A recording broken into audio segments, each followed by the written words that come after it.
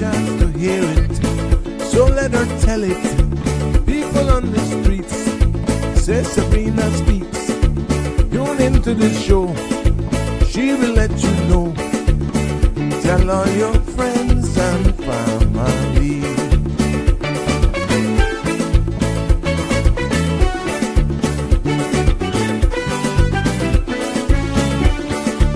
Real talk is no joke. You get the news straight up from grassroots and concerns. You hear some people gone.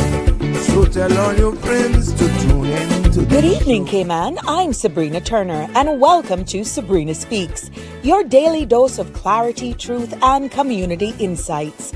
Every weekday from 5 to 6:30 p.m., we're tackling the issues that affect you, from national headlines to grassroots concerns. Whether you're in traffic or winding down your day, this is your chance to hear it straight and speak your truth. So buckle up, Cayman. We're not holding back. This is the show. We gotta let you know. Now we got to go.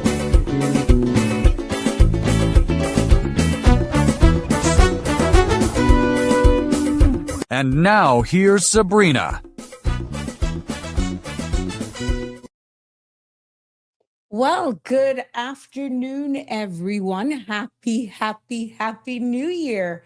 Yes, it is time for another episode of Sabrina Speaks. Yes, good afternoon, Cayman Islands. Good morning to our global family.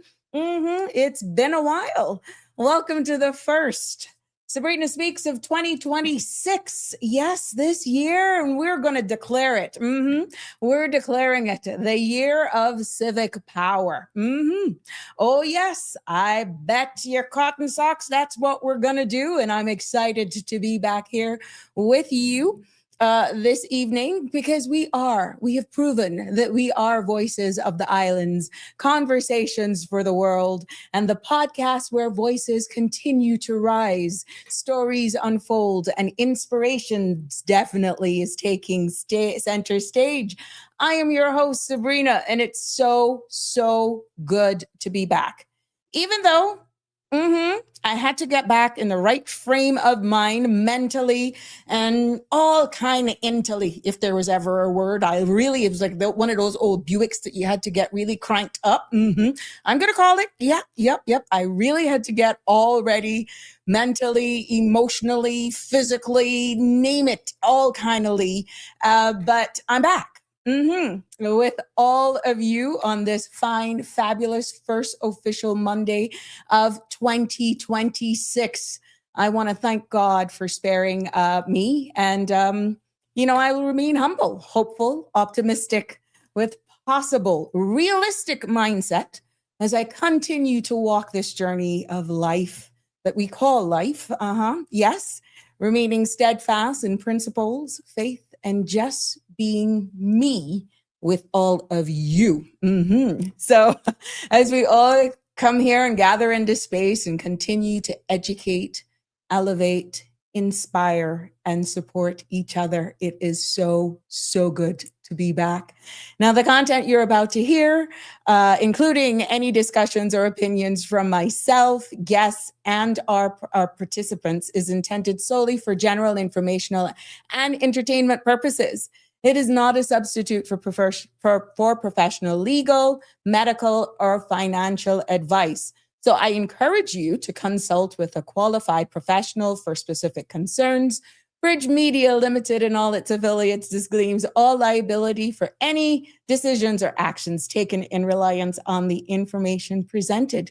345 936-8255 is the number to call, just in case you forgot it, just for those couple days that we were not live. Yes, you can call us here and be a part of the discussion, because we love to hear from you. We love your interaction. We love your feedback. Yes, and it hasn't changed. It's only gotten stronger. The relationships have only blossomed even more. And I can prove that because of all of the engagement and interaction that I had over the holidays. Oh my God, it was so good. But before we get into, we got to give you time to come in, and get all settled down. And I heard you've been waiting. Connie, I'll gotta get to you. Jimbo, love you lots. Love you, dear. Marshall, good to see you. But I'll get back to you because we just gotta share the love. You know how it goes. There was a lot of persons, and you know what? Just let me get this part out of the way first.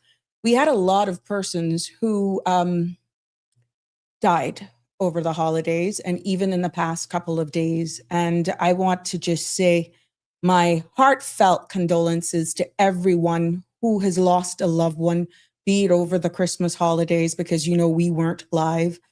We didn't have any shows from the 19th up until this point. And goes out to my heart, and thoughts and prayers goes out to my dear friend and my former chief officer, Miss Nellie Pucci, who suddenly lost her husband, the pilot, over there in Belgium.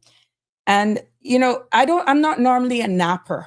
I once I'm up and I'm going, I just keep going. But it was the holidays and I chilled out. But it was just taking down all the Christmas decorations, felt a little wonky, and took a shower and just went to sleep. And I was awoken by my phone just going off. And I was like, when I read the first 2 messages, that was the news I got. And I was like, oh my gosh, is this the reason I don't take naps? But that one really jolted me. You know, my thoughts, Nellie, she's such a sweet person. But that one hit me, and like a number of others as well. Eleanor, a very good friend and family of us as well, Eleanor Moya, who has lost her fight for cancer and her battle. And I think her funeral services is later on this week or next week, Tuesday. But there have been so much loss over this season, and even for the new year. It's just like, oh my gosh. So I just want to kick it off there. I know I started off with a heck of a bang, because that's exactly my excitement for coming back and rolling up the curtains, doing a new, fresh approach. Don't kill me for the backdrop. It's going to get better. We're going to brighten it up for you. I'm spoiling you guys, you know, but yeah, I just had to get that bit out of the way, out of respect for all of my friends, families, and loved ones, and for those families who have suffered loss over the holidays. You know, there's an empty space at many tables around many of the gatherings that we all had this Christmas. But even now, as we enter into the new year and making resolutions and all this sort of stuff, and then you're just like, gosh, the year's just started. And but I had to just do that. And Miss Nellie, my thoughts and prayers are with you, the whole family, the Moya family, and everyone who has lost a loved one. Our thoughts and prayers are with you all as you navigate this time, you know, of loss. So yeah, there we have it. For those of you who are just joining us, welcome to the first episode of Sabrina Speaks here for 2026. And it's always good to have you with us, and all of the newcomers. I know I've seen some of you over the holidays, and some of you were a little bashful, a little shy to come up to me. And some, of course, I don't know you like that. I just know you from this virtual space. But if you don't tell me what your names are, I'm not going to know you like that. But I'm quite sure people have realized now that I'm a person. I'm very approachable, and I just like to have fun. I just enjoy life, and I've embraced it. And I like your feedback. I honestly just do love your feedback. So thank you for making yourself be known once you see me out, be it in the supermarkets, at the plant stores, or at the grocery, at some of the other Kirks or Ale Thompsons, wherever. I love engaging with you. And thank you for your feedback, for show ideas and everything like that. But yeah, as we kicked off the New Year's, losing some, we still have to celebrate those who are celebrating a birthday today. Class of 1990, Carmen Macfield. I did not have a good picture of you, Carmen, so I'm sorry I'm not able to place a picture of you up here on the Sabrina Speaks family page. But I want to wish you a very happy birthday, and I hope that you're enjoying your birthday today. And thank you for all of you who assisted me as well in wishing my aunt, Elsie May, birthday wishes. Thank you for all the love that you're showing us on the on the platform, the Sabrina Turner page. Yes, Elsie Mae. Now, who would ever look at this lady and see that she's 67? Can you imagine? Mm-hmm. Elsie Mae is 67. My aunt. Look at her. Watch her. Watch her. Mm-hmm. Hot stepper. She's a hot stepper. Well, she's celebrating her birthday today, and I want to say thank you for all of the persons who really just stepped up and assisted me in celebrating her today on her birthday. What happened to my audio, Connie? You guys are not hearing me? Yeah, audio, check yours. I'm not hearing anything else. Everybody else seems that, am I fine? Just give me a thumbs up if I'm good. Connie Bonnie, check your audio. Yeah, Denver must be hearing me. Happy New Year to you, my love. Yep. Marshall is sending happy birthday greetings. Check your audio, Connie Bonnie. Yeah, but Elsie Mae is celebrating her birthday today, and we want to really, really celebrate her and thank you all for your love and well wishes there. She's one of those who tunes in, and oh yeah, sometimes she'll comment, and but she has a wit about her that sometimes her sense of humor is very dry. She comes out of left field with some of the weirdest opinions, but she has a heart of gold. She's very hard to read in a sense where the family just knows her, but she will give you the shirt off of her back. She's one of principle. She believes in high standards and often misread. That looks like that's a thing with our family. But she's very professional. Everyone will know her if you are out there at Kirk Freeport shopping over the holidays at Bayshore Mall in the perfume store. She's a woman. She's just down into it and get her work done. And Elsie Mae, we celebrate you today. From your son, Leon, Bianca, your daughter, your two kids, all of the grandchildren, your husband, Herbert. They send you all the love and well wishes today. I know we celebrated yesterday. We celebrated a little earlier. It was good to just celebrate with you. But today is the day. Thank God for sparing your life and seeing another day. And as we all recognize you and pay tribute to this queen that was born today. Happy birthday. May the celebrations and festivities continue. May God bless and keep you for many more birthdays to come. What did I do? Yeah, many more birthdays to come. And lots more laughter that we will share as a family together. Yeah. So let's see who's here. I know you all love this part. Good evening, Sabrina. Happy New Year to you as well, Marshall. Happy New Year. I'm quite sure you had a blast. It was cold. Oh my gosh. Even I got one picture to show on it with me.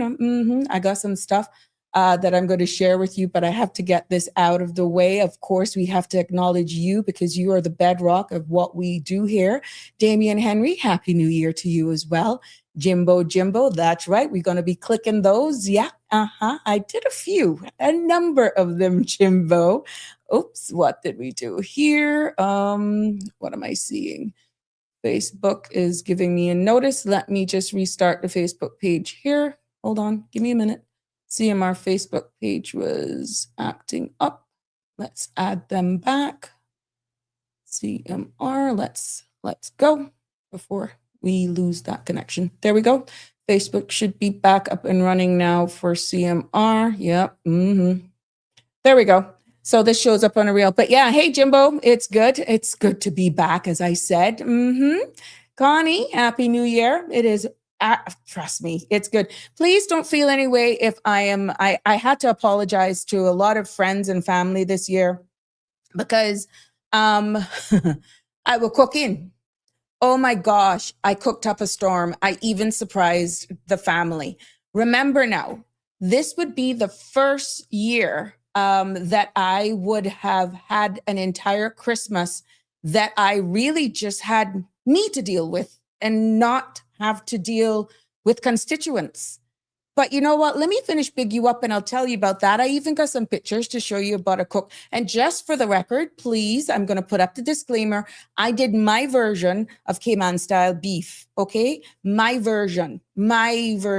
So the picture that you will see with the steam, and you may see a little bit of sweet pepper in there too. That's why I said it. It's my version. But I'll share with you, I will share with you some images of the dishes that I had. And it was just different. I'll let you know how I spent my Christmas, just to share it with you. I didn't do a lot of posting. That was deliberate because I gave myself to my family and my close friends. And we did go out a few hot spots, and we really, I had a good time. Oh yeah, I had a good time. Oh yeah. But you know what? The good thing is I didn't end up on my road. She didn't get a thing. I behaved myself, but you know, I must have been a good girl that I did not make the news. So that was really good. Yes. Connie seems like I've been missing forever. You know, a couple of people said that, but it wasn't that long. See, you did it. You did it. Hey, Michelle, real Michelle. Happy New Year to you, my sweet. And Stevens, Happy New Year to you as well. And Donnie, so good to have you all here. Connie, Jim still got you. Yeah, he playing it safe. My boy Jimbo is playing it safe.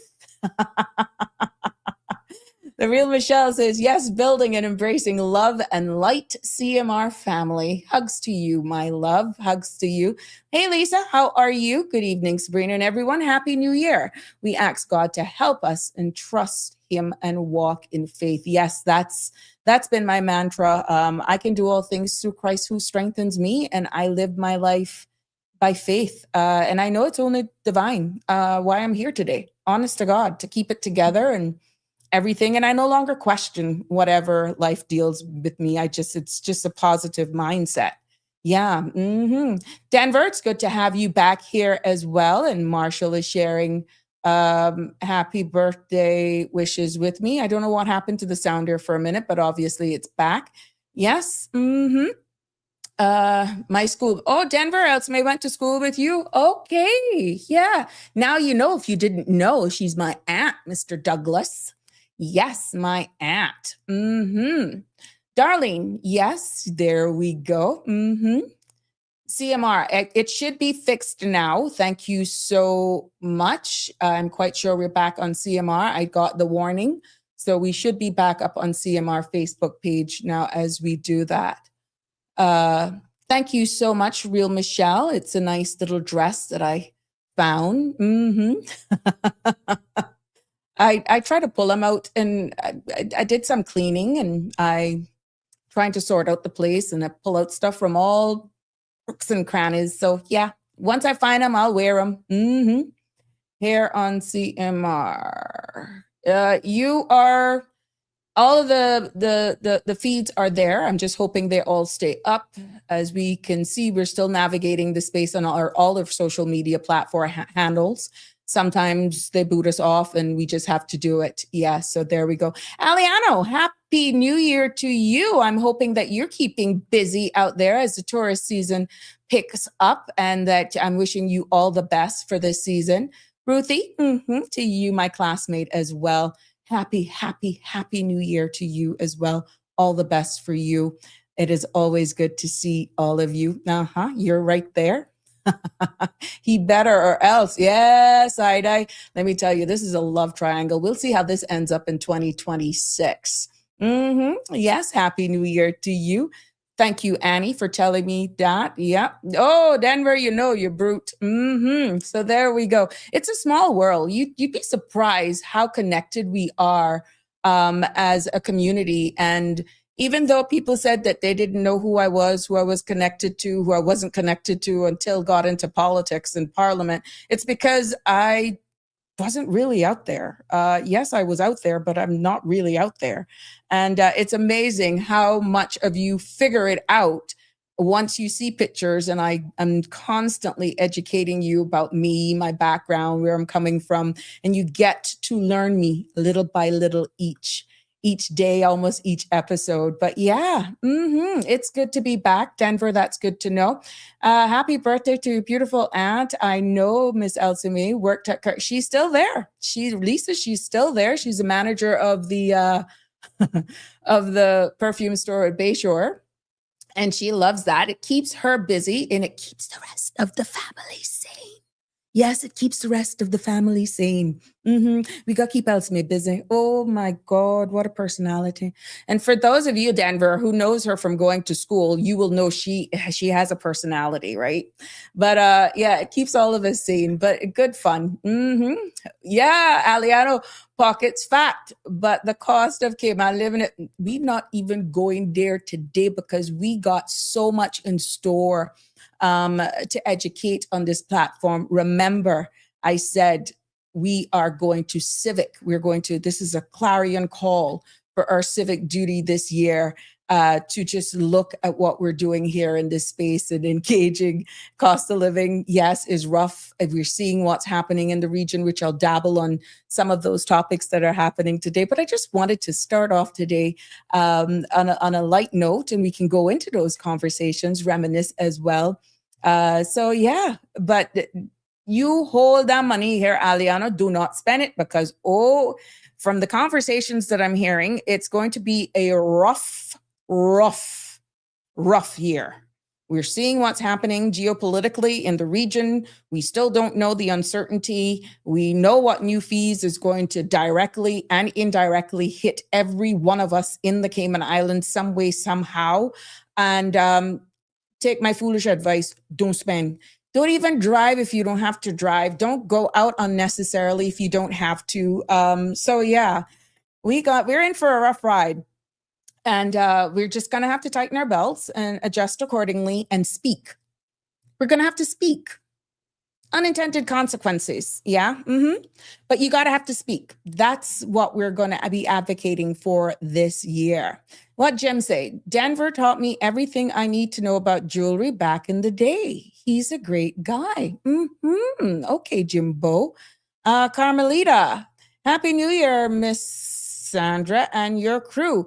We're going to reverse it to Sabrina and my crew. And I'm sure, yes, it's a CMR platform. Same difference, Miss Carmelita. Lisa, glad that she is still there. Me, George at work together. Oh, really, Lisa? Okay. Small world. Tartarian, you, Sabrina, gal, what happening?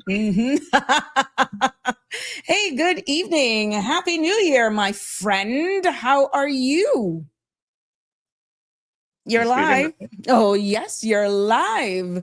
Hear that voice. Give me the 2026 version. Give me. I was gonna say to you that you look great, but but you're probably so used to hearing that by now that I'm no. Let me tell you something. Anytime we can share positive stuff with anyone, trust me, dish it on. Lather it all over. Oh my gosh, there's no 9:30 here, huh? Thank you so much, my love. Well. Yes, thank you very much. How are you? How's the new year treating you so far? It make no sense to complain because those that care can't do nothing, and those that can do something don't care. So I'm grateful. We're going to change that way of thinking, and we're going to start with ourselves. You know, I'm not one of those that make New Year's resolutions for a number of reasons, because I say it starts with me first. It shouldn't take a clock strike or a different year on a calendar for me to try to be the best version of me. And it's for that reason, life is real. And I think some of us get a little disappointed when we don't actually follow through on our New Year's resolutions because life happens. And I just try to be a better version of me every day. And just look at life and take it one day at a time. I no longer make long-term plans, caller. I don't. Because it's so uncertain. I mean, look at the deaths. I mean, come on. I just don't do it in big chunks anymore. And to tell, So I honestly just give God thanks every day. I just try to show love in my way. I try not to be a copycat. I don't be a copycat. I be me. And just if you don't have anything good to say, then don't say anything at all. And that's how I've embarked on life. And I live by faith and faith alone. Well, if it's any consolation, I'm glad that there's only one of you, because Oh, nobody could replace you. thank you so, so much for those kind words. Yeah. I'm hoping really that it does inspire others to just take a different look at life, because like I said, look at what's happening around the world. And it could be, even though what we have seen in the region, you've heard, because you've been a loyal listener of this platform from day one. And how much times have you heard me talk about national security and brought up this very same topic? And, you know, it was like, I felt like it wasn't sticking. And now it's reality. Now it's everybody's talking about it. But I've been saying this a long time ago. What happens when it becomes, with the precedent setting, that it's a regular person in any country?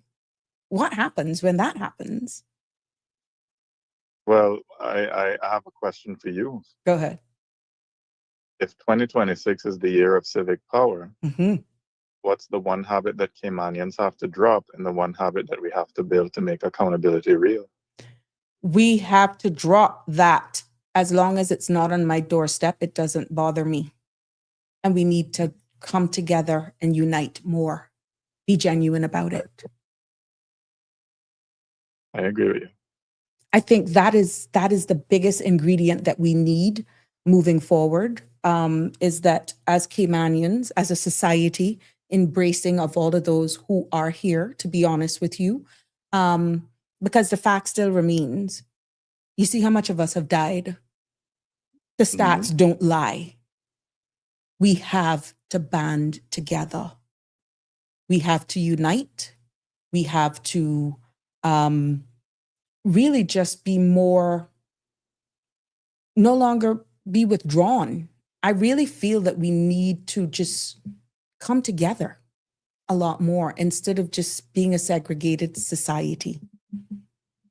And the same feeling that I got like when I was back and forth to the supermarket over the Christmas holidays, because I swore I'd done my shopping.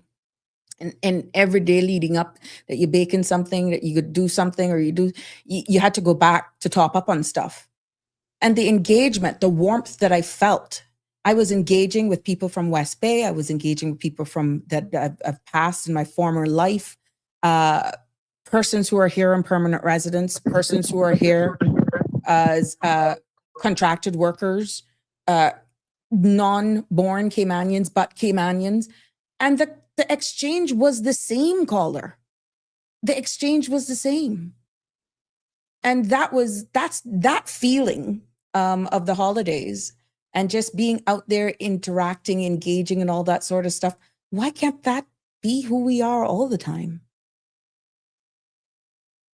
I don't know. I agree with you. I mean, but but coming together has to mean unity and standards. I mean, we can disagree about politics and class and district and church and still agree on the basics: fairness and Correct. transparency and competence, right? Mm-hmm. But with respect to the accountability bit, I wanted to ask you another question, Mm-hmm. because I think this is something that we need to drop as a people. Mm-hmm. What do you think will change when we stop asking who should fix this and start asking what am I willing to do about it? I think that you will find those who are actually holding the handle right now will actually pay closer attention. Right now, what they're seeing is that they realize the passiveness or the culture of our people is that we would prefer to call privately. And once it's sorted out on that end and nobody knows that we're all speaking from the same page, but you're not hearing, you know that term, the silent majority? Mm-hmm. You will see the change in behaviors of the powers that be subtly, but they will never say who was the call or the caller that really made the difference. And I feel that once persons become more vocal, respectfully, as we have demonstrated on this platform, the powers that be will realize it's no longer keep them dumb and under your thumb. We're coming with persons are having more informed discussions. Their rational way of thinking, their opinions are now being accepted. Their views and perspectives from a different side of the coin is now being able to be ventilated respectfully. And instead of it just being, this is what I say and this is how it goes type of mentality, because you're in an elected role, which has been the culture, I'm feeling that the whole governance of where we are as a society, as a people, as Cayman, the temperature is changing now. And they realize that the people, those voters, are now in a better and informed position to hold them accountable. And it may be because of the power of technology, how easily access of information there is if you are hungry to know more. And then you have forums like this where we are actually having the difficult conversations and we're real people.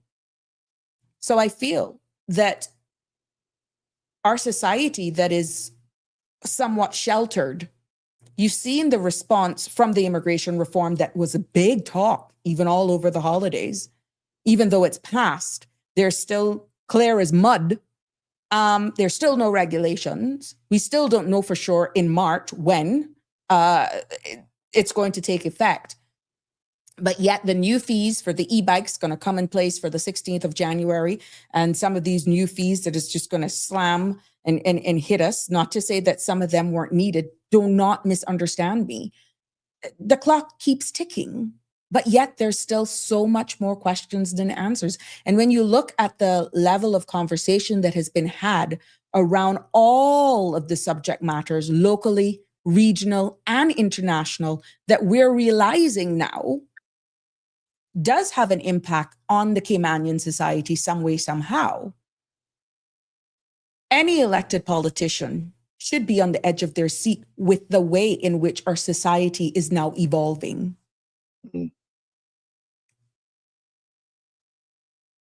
Well, I don't want to hog the airways, but I could talk to you for hours. Likewise. And congratulations on your show, The Voice Can't Hide. I've been following it, but I'm doing it after the fact. And excellent topics, by the way. Okay. Well, if you wanna guest host one time. Oh boy, that could be a different level. You know me. I think you're figuring me out a little bit. No. We don't want Sabrina. We want LaQuisha. You want LaQuisha?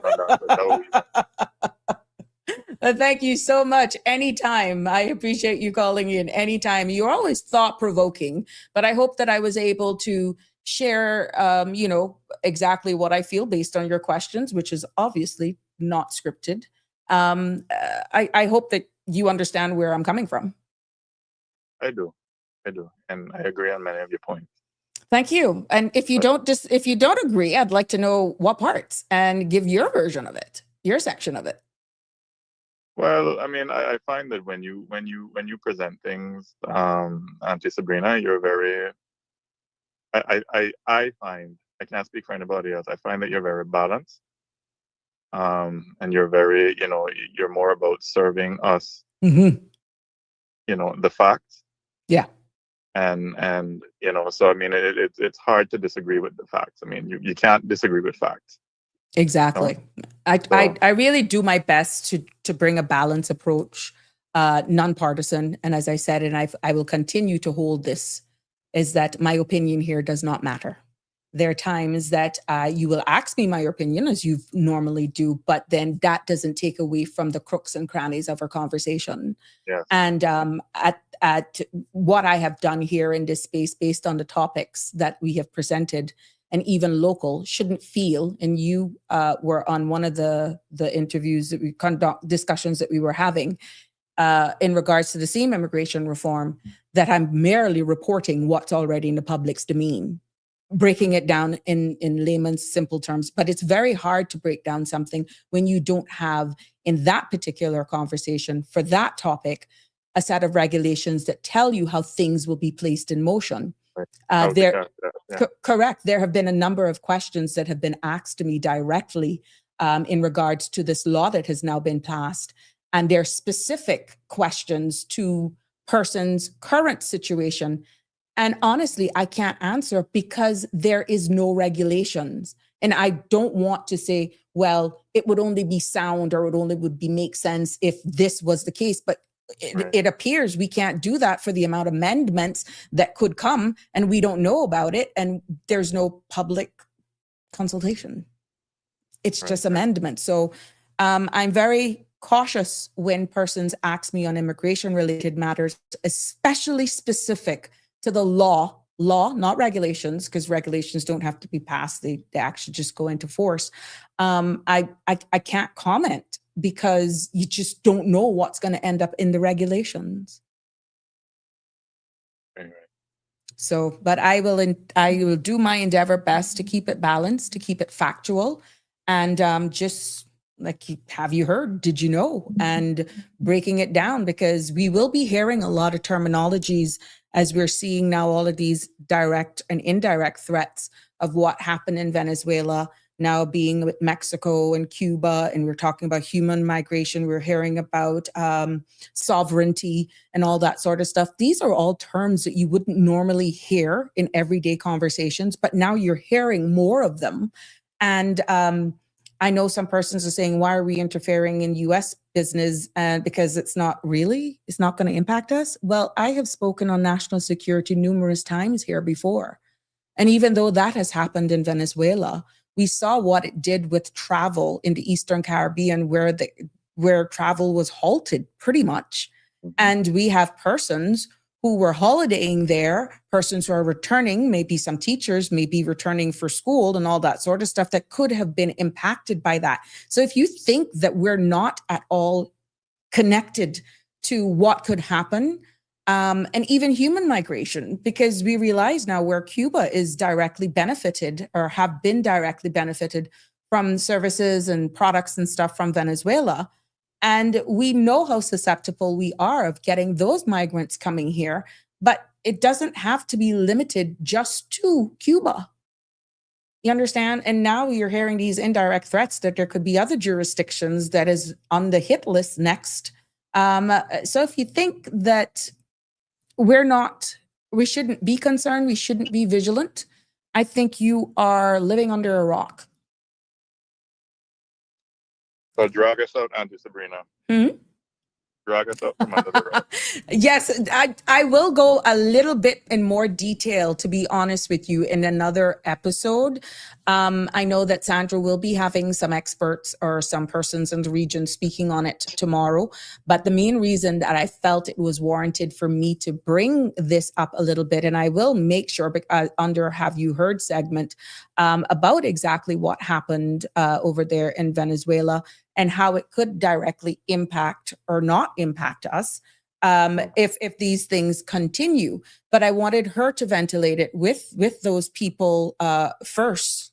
But this has been something that I have been speaking about on this show, about national security, how it could impact the travel, importation of food. Hence, we had Mr. Woody Foster not once, but twice on the show. How it could be impacting even the agricultural sector, knowing we were impacted by Hurricane Melissa in Jamaica and CARICOM states. And I even broke down what CARICOM states was. Here we are now with immigration reform, persons making their personal decisions to just leave. And we're hearing Caymanians themselves saying that they're definitely at the rate in which things are going, that the Cayman Islands is looking like a less and less attractive place. I'm talking about Caymanians, to actually retire, to stay. So these are all things that are going to impact those decisions, to be honest. And even persons who decide to make here their home, they could be having second thoughts as well. So to tell you that this and the precedent setting, sovereignty is at risk. The peace that we know and tranquility is at risk here in this region of the world. It's no longer in the Far East. It's now in the Western Hemisphere. We ought to be wide awake. We should keep awake because everyone will feel this. And that is why the right messaging needs to be had. wherever there are any voids or gaps nationally from a country, small island development states like ours, that you need to hear from our powers that be. They may be in their space saying, oh, well, it's nothing, we're good.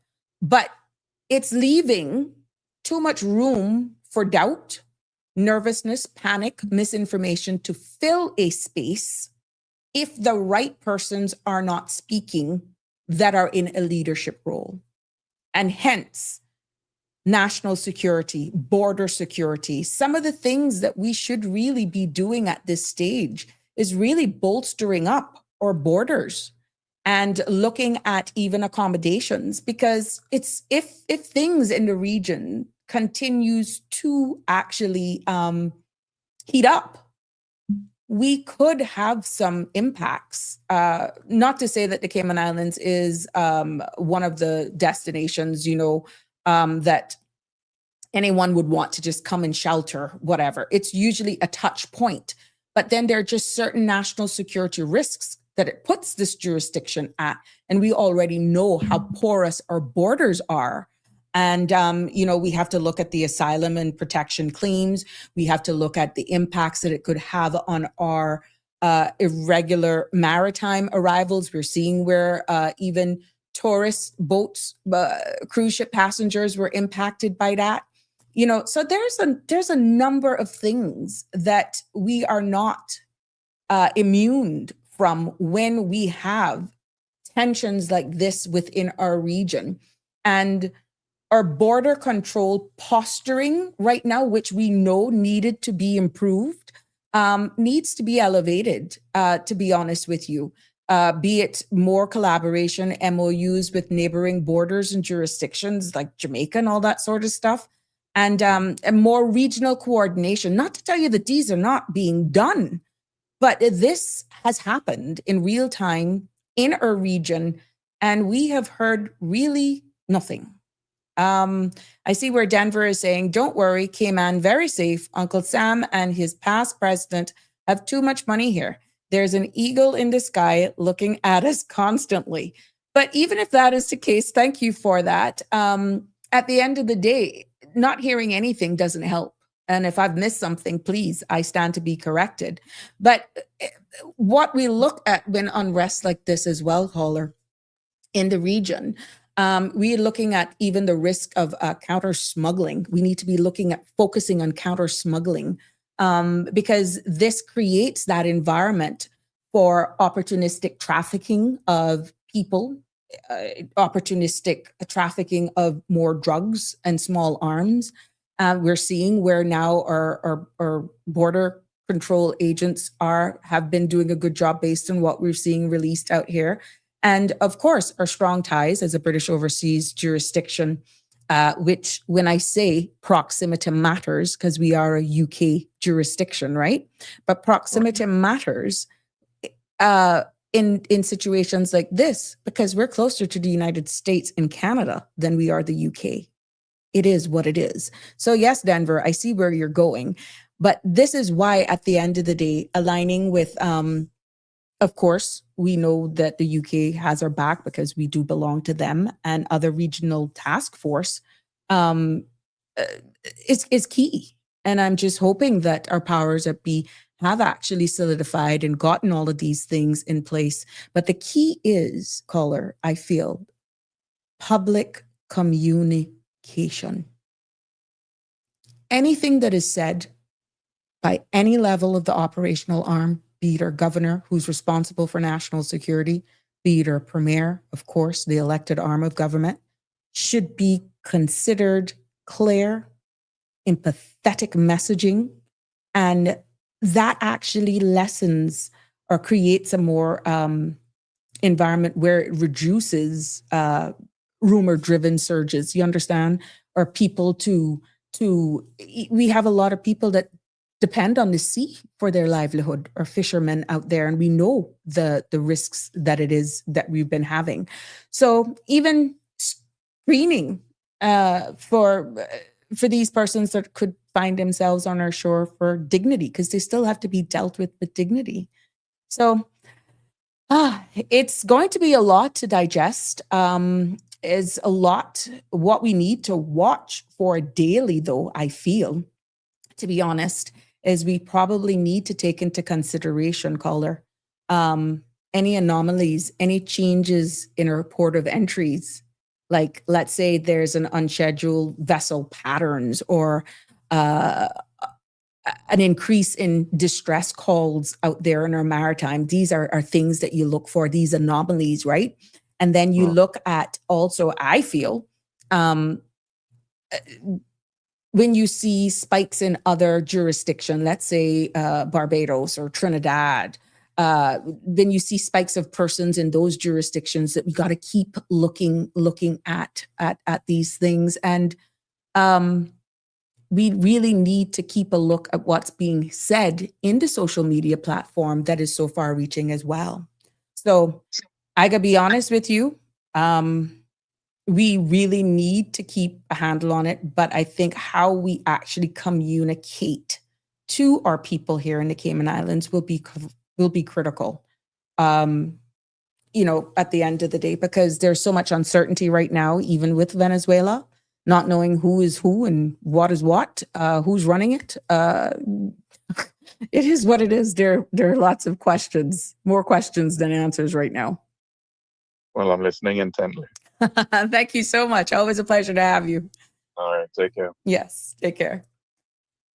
Thank you so much, caller. Yeah, just before that call, I told you I was going to share with you, because we see what's happening, and it's real. It's real what's happening. I don't want to miss some of your comments here.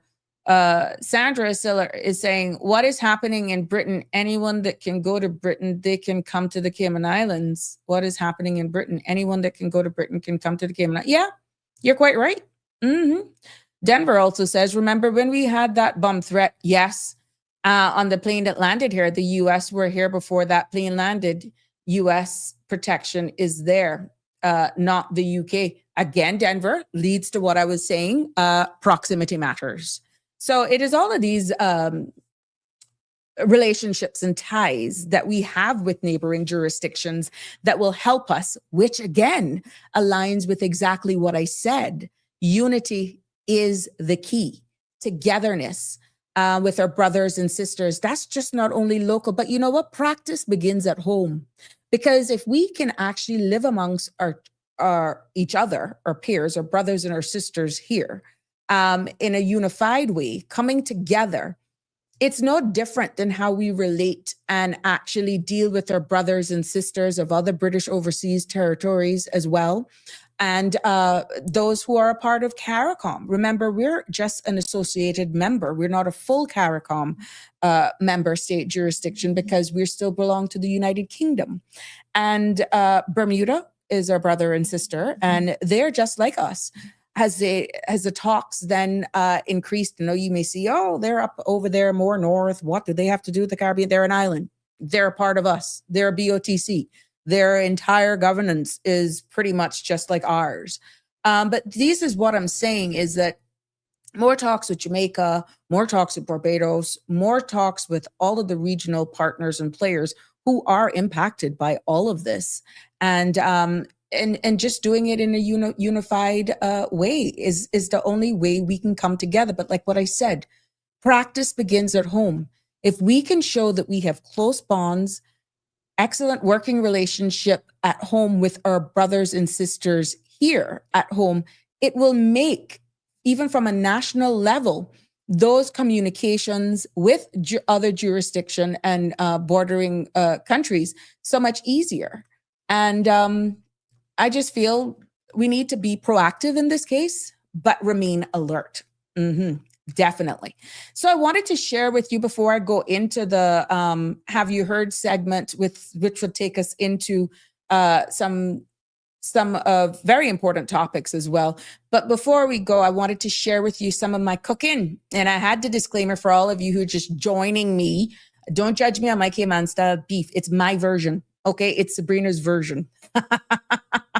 Home Rose say, just remember, Jesus died on the cross, and no living organic matter restricts after, oh Lord, after it's dead can lean from Jesus, but it did rose again. Jesus, yes, Jesus really died.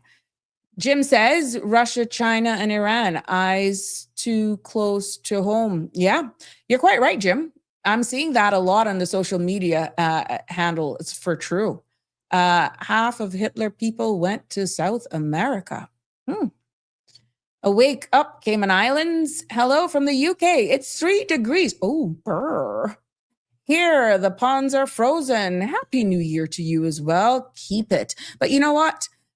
Send some of the cool breeze. I can't believe we had one day out of last week, we had temperatures that was in the high 60s. I think it got down to like, it was a feel of 68 at one point. And I didn't mind it. But to see the island in me, right? The island girl in me. This was me outside. Look, don't judge me. Look at me. I had to lay in my hammock. And it was cold because, oh my God, and I could feel the temperature changing more than once, but I was wrapped up. Oh yes, I was wrapped up in my hammock outside because I just wanted that island feel, enjoy the crisp breeze. At one point, even the 2 dogs, they huddled up together. One ended up down by my foot in the hammock, but I had to share that with my family and friends, how I was. And they're like, you in this blooming hammock. There's a saying that goes here in my family, life is better on the porch. This proved its point over the Christmas holidays, but I loved that drop in temperature. I wish it could be here for a little longer, but that was me one evening, just enjoying the cool breezes. I just pulled a little blanket and yes, I just enjoyed those cool breezes. So for you guys with this type of weather in the UK, there is nowhere in hell I would be outside if it was that temp. And I know I have friends over there in the UK who was saying, a very close friend says that they were not envious of our weather, even though I was very cold. What they described to me, it was -7 degrees on that day. And even where they were going into their kitchen at the end of the day, they had to wear jackets because it was that cold. It was like, but they loved the jerk seasoning and the sauces that we sent along with them as they were leaving. And that reminded them of a taste and flavors of the island. So let me tell you something. You can keep that. But I loved the dip in temperatures. So this was my ham. Here we go. There we go. I did, for the first time, a ham that was not honey glazed. I had apricots, a little bit of brown sugar with all of my spices and my pimentos and all that sort of stuff. And I created this glaze that was just different. A little bit of jerk as well on that. And that was that's a 9-pound, almost 10-pound ham. And yeah, for all of you who judging, that's matters whom, but I tell you what, we had a big joke this Christmas for the amount of pork that they ate. Yes. So this was my ham that I cooked on Christmas Day, and everybody just really, really, really enjoyed it. And it was really good. I must say it was different. The thing is, and I'll tell you more, I try everything since I've had some time on my hands that I find on YouTube and Pinterest. If it's there, I'm going to try it. And I said, why stick to the traditional type of hams and glazes and all this sort of stuff? So boy, every time I find a different glaze or stuff, I went out, I bought the ingredients, and it was a hit. I must say it went like hotcakes. The family really, really, really enjoyed it. So I'm very happy for the feedback that I got from the family. That was the ham. Now here we go. That's the Cayman style beef, my version. At one point, I had some friends come over and they were like, where's the beef? I said, oh, it's over there. They're like, it's just the pot. In no time, the Cayman style beef went. Like, no time. No time. That's my version of Cayman style beef. I know that the traditional is just salt and pepper, slow fire, and it's big chunks of it. But I use a tip sirloin. I do not like I gotta be honest with you. I do not go for the fresh Cayman style beef. That's not my choice. I really don't even I hardly eat beef, period, meat. But I really put out an effort over the holidays to actually prepare my version of Cayman style beef because it's so loved by the family. And let me tell you something. You even the pot bottom, they were scraping, and we had the rolls to go along with it and all that good stuff. My other aunt, Georgette, she brought some rolls from Kim and Brack. Oh my God. Yes, to die for. She bought the dinner rolls from the Brack, and we really, really partake in that. Now, one was a big surprise that I did this year that is not traditional here to the Cayman Islands, but again, me fooling with YouTube and Pinterest and everything I could find, I did something called a Christmas rice. You heard me right. Christmas rice. Well, what's Sabrina talking about? Voila. That's a Christmas rice. Yes. And it was delicious. When I said to my family, there's a couple surprise dishes that I have this year, they were like, oh yeah, what is she talking about? Something she's going to bake now. She doesn't know the name. She messes up the recipe, and we all are going to eat it because it usually tastes good. But when I said Christmas rice, they were a little standoffish, and then they partake. Yeah, that, what are you seeing are not raisins, they're cranberries. And it was cooked down with onions, sweet pepper, some scallions, and basmati rice. And then I put a little bit of food coloring to get the red and the green, and then the white from the regular greens that wasn't turned. And the flavors just came all together so nicely. Now, of course, there were other things on the menu. I'm only sharing with you exactly what I prepared that I was proud of. And I did a mean cornbread as well. And I tried too, angel food, a pineapple angel food cake that was also a huge hit. That was New Year's Day, I think. Yeah. So that was just some of the highlights. Well, you guys saw the sorrel, the cake. That was a huge hit as well, guys. And sorry that I didn't do, it didn't last, to be honest. It didn't last. We were eating it up like you would not believe. And it was a huge, huge hit. I know some of you got me whole up because I had promised on some, and I never got to you guys because it didn't last in my home.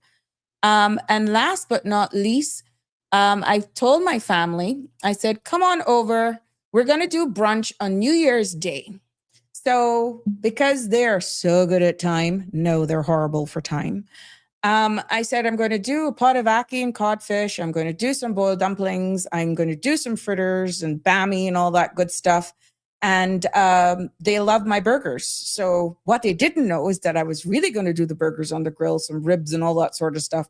But they took their own sweet time. And what was supposed to be 1 o'clock, because of course they were out celebrating, they didn't get to the house till after 7. I had already given up on them.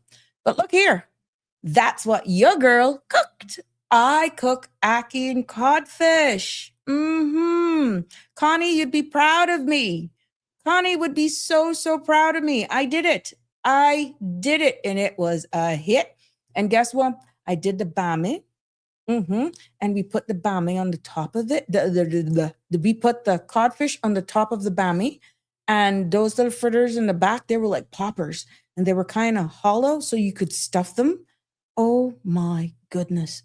This was delicious. Delicious. Now, this is what my family gets out of me when I'm not giving of service to the people of the Cayman Islands. And let me tell you something. I had such a good time preparing all of these meals because I can remember from 2020, New Year's, Christmas Eve was not for me because, I drove through the Prospect constituency pretty much every Christmas Eve on the back of a truck, spreading Christmas cheer, giving out Christmas presents to the kids and all that sort of stuff. And when people realized that that was a tradition during that time, you didn't realize how much it took away from your personal time until now. And I think that is why I embraced my culinary skills, excited about different recipes and all that sort of stuff this Christmas, because you don't realize from 2019 straight through your entire term how much you give of yourself to the community and your family. Thank God they understand, they pay the consequences. But you know what?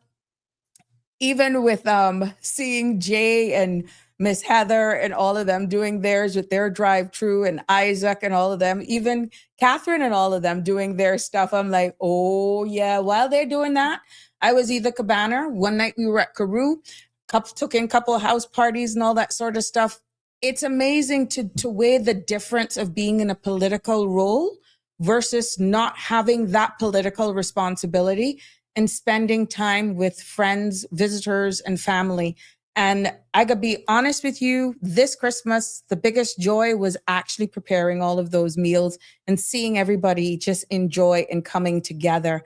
A couple nights we just sat around the back and we played music and that sort of stuff and shared stories and reminiscing like, girl, you know, you could go rub-a-dub this year because this time last year, you were actually planning your Prospect Christmas party that we had hundreds of people attended. Now, oh my gosh, what are you doing? We're calling up friends. What are you doing? Where are you going? Because yeah, and you don't realize that until now you have this moment. And I'm just so happy that I've had that opportunity to give of service and now to give back to immediate family and just live life. So yeah, it was something, and I felt that it would have been nice for me to share with you because I know you guys were following me on for the sorrel cake. The fruit cake didn't come out bad either. They came out good. So I think what this is going to be happening now is a tradition. Definitely this is going to remain, oops, not that one. Where's this one? This one is definitely going to be a new tradition of the Turners, where this Christmas rice is going to always be there. The huge hit for cornbread, definitely. And I think the family is getting used to this New Year's Day brunch now, that's going to actually be another big hit for the family. So yeah, that's just a little sneak peek into what I did over the Christmas, and just comparing being in political life, comparing being just a regular member of society. Yes, I got my life back. So it was really good to do that. I'm so happy that I could share that with you. And I'm hoping that all of you had a wonderful Christmas and New Year's as well. And even New Year's, yeah, I did it my way. Good evening, caller. You're live on Sabrina Speaks. What's on your mind? And Happy New Year. Happy New Year to you, Sabrina, and all of you. All of you, Sabrina Speak family, but Charlotte, no happiness with me. I still in Tampa because from November been bad with me because I still up there now. My husband got get surgery at Moffitt, and I don't know it's not sounding good. Oh no! Because they discovered some stuff. I was supposed to come back on the 2nd, but I don't know when I'm coming back because we just meeting with the doctor tomorrow because the holiday messed us up. But I don't know. I also want to pray for me, child. Yeah. And then I want to say condolences to Newton family. That was a good friend. Oh my God, I can't believe that. And my cousin Paul Houston from South County. Yes, Captain Paul. He family to me, and he I was supposed to call him before I left, but I never get to call him because he was in hospital, and they can bury him on Saturday, and I'm gonna be there. So from November. So no, I'm live, but from November been bad for me, child. Because you remember my nephew get killed, and then December 8 was a bad time because that was his birthday, and he was buried. So I don't know from that the 6th of November that happened till now. I don't know, but I thank God, and just all I can ask is pray for me, and I pray to God. Yes. Hope that everything goes. It's not sounding good. It's better race on it. Didn't have to take his voice walks out. I don't know. No. So you just decided to stay over there in Tampa since you were already there that you got the results. The doctor called Jovita, and she said that where he was, and then Jovita told her, and she said, well, it would be better for him to I refer him to Moffitt because that's a good place. So that's where we planning to go. But then, like I say, we done went and done some stuff.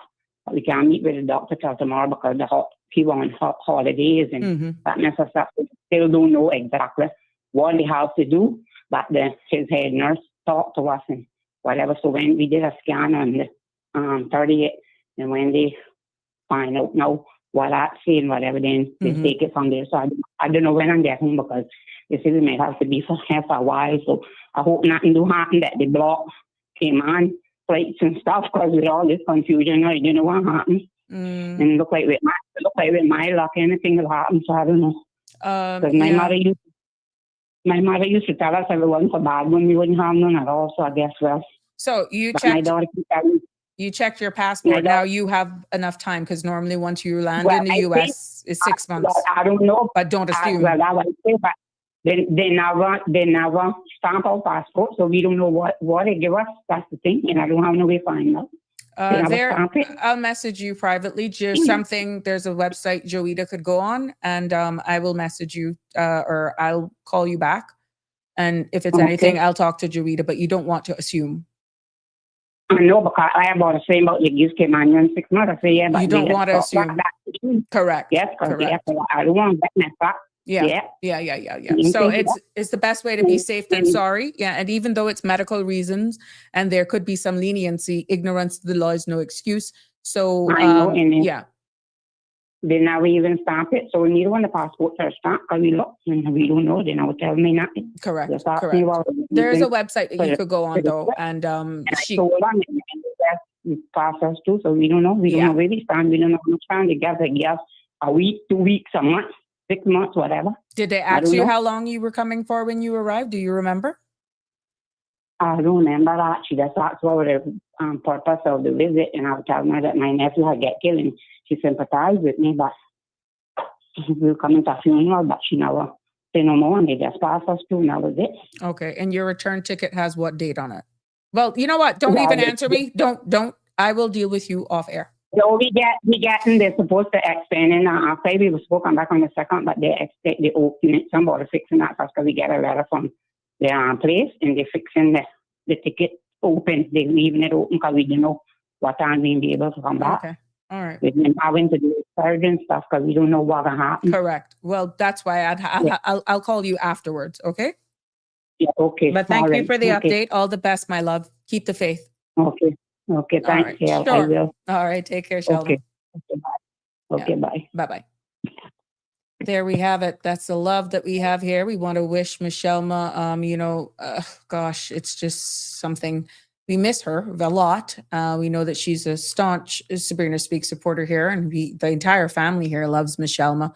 But we'll just have to be there for her as she navigates this uncertainty with her husband, and we wish him all the best. And we will be there with her. Yes, Michelma. Jim says, bless you and your husband, Michelma. Keep the faith. Denver is also sending my prayers for my friend and her husband, Billy Ray. Anne Stevens is saying, so sorry, Michelma. God bless and keep your family. She has been hit from November because she was going up, remember, for Thanksgiving. And then she said she was coming back for the new year. She was really looking forward for spending time with Joita and just a family over there. And that turned to a different event. Yeah. So there we have it. Yeah, thank you for all of the feedback on the beef and all that I have. Yeah, I will share on the Sabrina Turner's page. I will share the Christmas rice recipe. There was somebody else as well had asked me for the sorrel cake recipe as well. I will share that with you on the Sabrina Speaks. I will do them as 2 separate posts so that you can have the recipes there and you can do your variations. Jim, I think you may, for all my UK fans, I tried Yorkshire pudding. Oh, wow. Yeah, they came out good too. Yorkshire pudding. Yes, they were a hit as well. And I did some savory and some sweet for coffee and stuff in the morning. So yeah, there we have. So I was doing all kind of things. Let me tell you. I did it. But let's get into have Joshua Dilbert says, all the best, Michelma. Thank you, Josh. How's it over there? Happy New Year to you, my love. Connie say, all the best to you, Miss Shelma, as well. That's how we roll here. Thank you for the compliment for the show. Sandra, we're just getting started here for 2026, but we're still going to go into some topics or let you know, and we ease into 2026, holding people accountable, and definitely civic power. Civic power is going to be our foundation as we navigate unity, togetherness, standing together for one, definitely for this new year and beyond. We got to start somewhere. Have you heard this, that the Center for Disease Control Prevention just made one of the biggest, this is out of the US, changes in childhood vaccine policy. This is happening over there in the US. Now, I'm just putting this on notice for you all to know this. This does not necessarily, or will it impact the Cayman Islands? We will have to wait from our public health officials. Maybe the Minister of Health could say something in regards to this as well, whether or not our stance here changes at all. But what is happening over there is one of the biggest changes in childhood vaccine policies in decades in the US, because their now recommended schedule now covers that 11 diseases instead of 17 vaccines for measles, mumps, rubella, polio, chickenpox, and HPV remain required for all children, but several others were dropped. Okay. So what this has happened is that this shift happened under the U.S. Health and Human Services Secretary. We know that is Robert F. Kennedy Jr., and their public health experts say that the change could have major implications for disease prevention and community health over there in the United States. So we know that when these vaccine policies change, it affects not just individuals, families, but the safety of the entire communities. That's why public health now in the US and even us traveling to and forth is at risk. And this is why we need to hear, from our side, whether or not you're an anti-vaxxer or not. I just felt it was good for us to actually share this with you, and how important it is as staying informed helps you make empowered choices and understands how national decisions could possibly have ripple effects into our local life. So we know that there are certain screenings and stuff that is done from an immigration standpoint. With this change now in the United States of America, and let me read it for you just in case you didn't get it. The Center for Disease Control and Prevention has made one of the biggest changes in childhood vaccine policy in decades. The recommended schedule now covers 11 diseases instead of 17. Okay. Vaccines for measles, mumps, rubella, polio, chickenpox, and HPV remain required for all children, but several others were dropped. So there's more information that's going to come out on this, but because we know this is public health, doesn't matter where in the world you are, we have a duty to screen, and for persons who are traveling and coming here to work, maybe are persons who are actually screening for our medicals and all this sort of stuff needs to be on alert with this as well. And public health, I'm quite sure we will hear more from that as this develops. Denver, Yorkshire pudding without roast beef, British way is the best. Yeah, I know. I honestly saw it again, Denver. I just saw everything popping up and I wanted to try it. I had the ingredients and I was impressed. They were huge, and they tasted good. Even better with, I did it the Caribbean way. I did it with some of the codfish and ackee. You know what would be good with too, Denver? A little bit of chili. Oh yeah, that'll be good with it.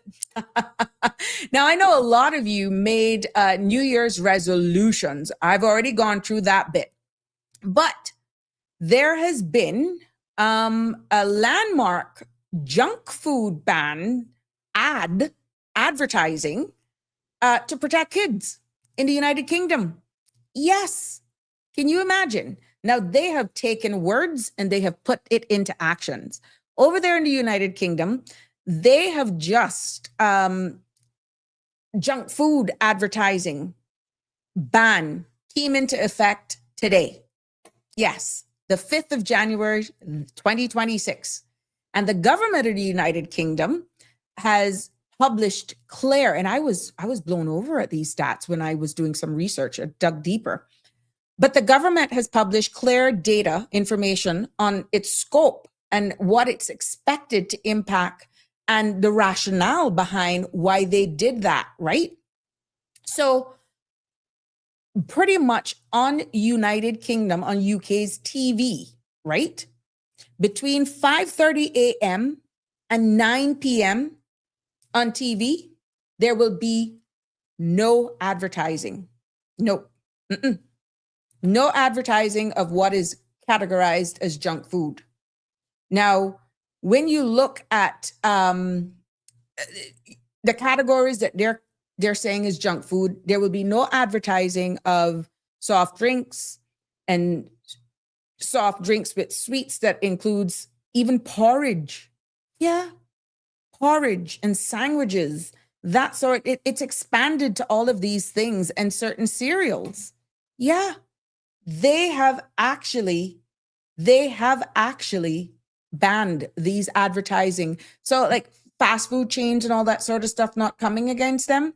The takeaway from this is that the government of the United Kingdom is projecting that this ban is expected to prevent some 20,000 cases of childhood obesity.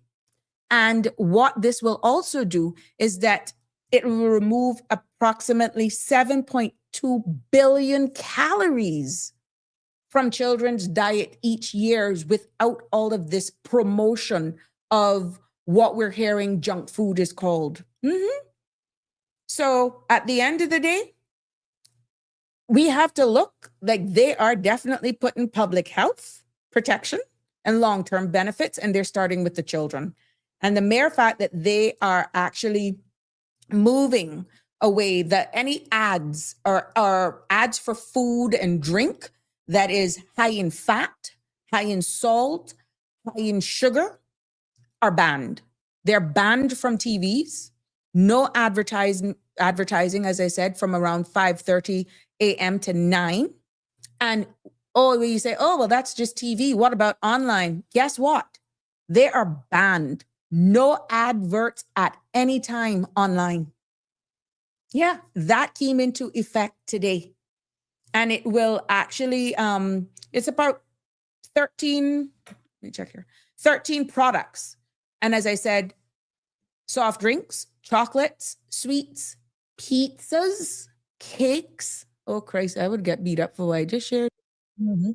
Cakes, ice creams, breakfast cereals, porridges, sandwich, sweetened bread products like donuts, and yogurts. Yeah.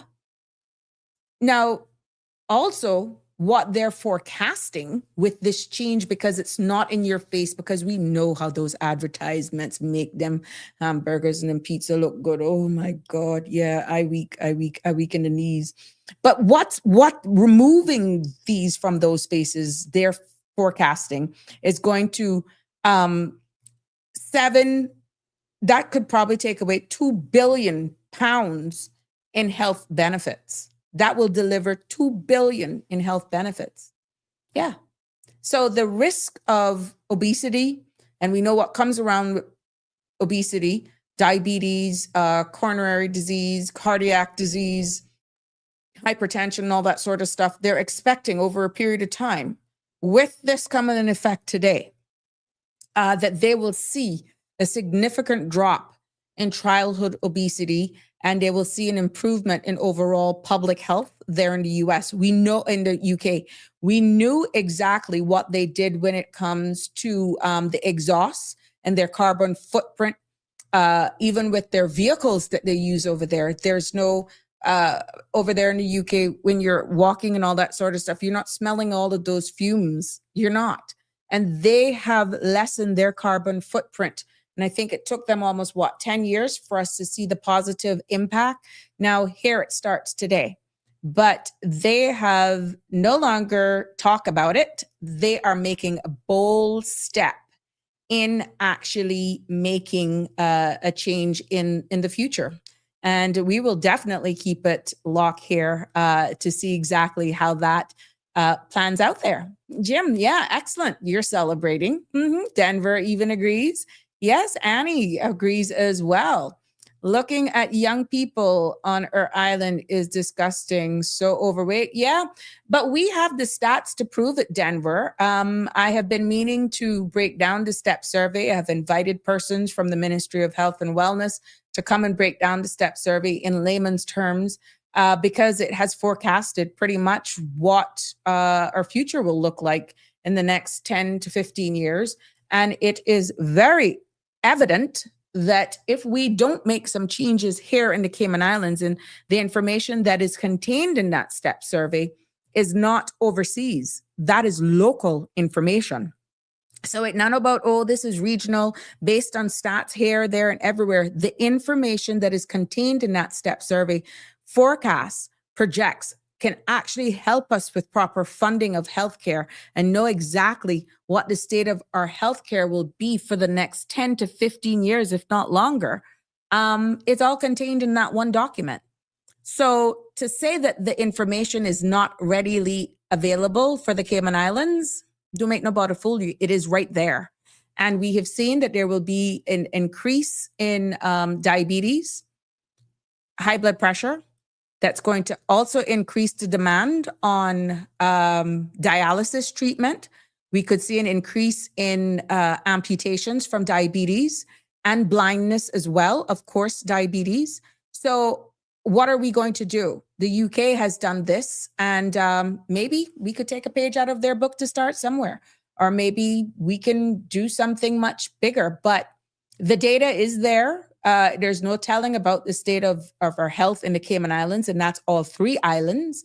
And we know that we have an aging population, that there's living longer, but the quality of life may not be that good because of all of these non-communicable diseases that we have, such as hypertension, diabetes, glaucoma, high cholesterol, that have other long-term implications on person's quality of life that could definitely impact the well-being of even extended family. So definitely it is there. The message is definitely there. The information, is there. Damian Henry says banning roadside posters and billboards too, to advertise. Yeah. And I don't know if it will change even the way we get sponsorships as well.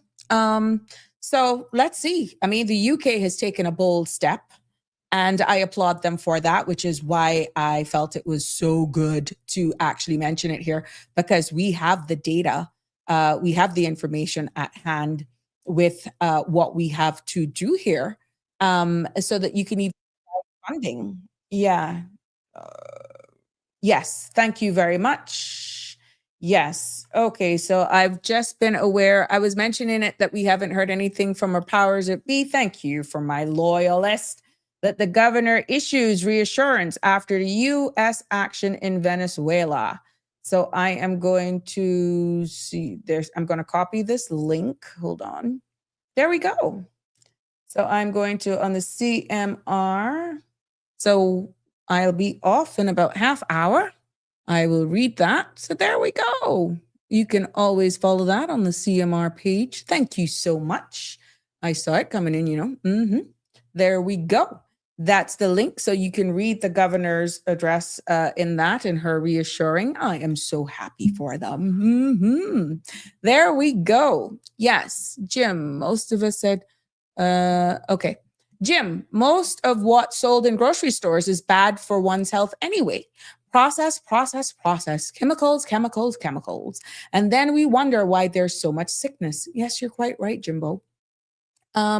With the exception of Christmas, to be honest, Jim, and I must say I've been home now for 7 months working from home, and I have really seen a difference in what I consume.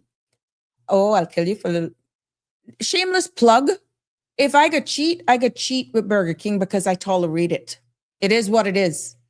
And I it is what it is. But I must say, since I've been working from home, I have seen a difference in my choices. I feel better. My skin has changed. I have lost a few pounds despite me cooking because of feeding everybody.